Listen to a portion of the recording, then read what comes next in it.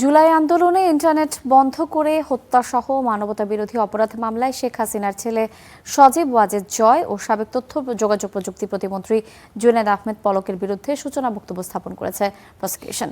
পরে আদালত পরবর্তী সাক্ষ্য গ্রহণের জন্য 25 ফেব্রুয়ারি দিন ধার্য করেন। সকালে ট্রাইব্যুনাল 1-এ চলে এই মামলার কার্যক্রম। জয় এবং পলকের বিরুদ্ধে প্রসিকিউশনের করা 3 অভিযোগ আমলে নিয়ে 21 জানুয়ারি বিচার শুরুর আদেশ দেন ট্রাইব্যুনাল। এদিকে শতাধিক গুম খুনের মামলায় সাবেক সেনা কর্মকর্তা জিয়াউল হাসানের বিরুদ্ধে সাবেক সেনাপ্রধান ইকবাল করিম ভূঁইয়ার জবানবন্দির উপর সকালে জেরা করেন আসামি পক্ষের আইনজীবী। পরে বাকি জেরার জন্য সোমবার দিন ধার্য করা হয়। এর আগে সাক্ষ্য দিতে এসে সাবেক সেনাপ্রধান ইকবাল করিম ভূঁইয়া সেনা সদস্যদের মধ্যে গুম ও খুনের মানসিকতা কিভাবে তৈরি হলো সেই প্রেক্ষাপট বর্ণনা করেন। জিয়াউল হাসান সাহেবের মামলায় আরেকজন সাক্ষীর সাক্ষ্য গ্রহণ অব্যাহত আছে।